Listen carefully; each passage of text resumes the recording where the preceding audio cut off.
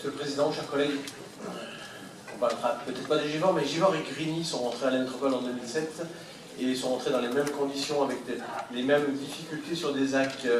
Il y a 3 mois de cela, Monsieur le Président, le 15 décembre 2017, je vous interpellais sur l'incapacité de la ville de Grigny à payer une dépense qui relevait de la métropole de Lyon et qui, dans 6 mois, je vous le disais il y a 3 mois, mettrait la ville de Grigny en cessation de paiement. 3 mois plus tard, je n'ai toujours pas de nouvelles. Toujours pas de nouvelles. Alors, vous avez beau jeu, Monsieur le Président, de faire la morale à mon collègue Claude Cohen de la politique de la chaise vide, et vous êtes vous-même absent, comme votre prédécesseur, sur cette demande.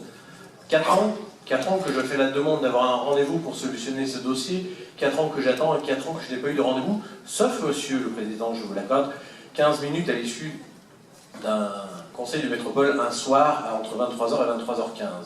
Vous avez essayé, je l'entends, mais aujourd'hui rien du tout, et la ville de Grigny dans 3 mois sera en cessation de paiement, parce que la lecture que vous avez de la mutualisation n'est pas la même que la mienne. Moi j'avais compris que le pacte de cohérence, c'était une mutualisation qui était d'égal à égal, de partage à partage. Aujourd'hui, le partage il est dans un sens, c'est-à-dire que la métropole de Lyon touche 120 000 € par an de fonds sur cette ZAC, et les contribuables grignoux devraient payer, eux, la ZAC à 1,2 million d'euros. La solidarité n'est pas celle que j'envisageais, pourtant c'est bien celle qui est marquée dans le pacte de cohérence métropolitain, c'est-à-dire que la métropole de Lyon place le concept de solidarité territoriale au cœur de son action.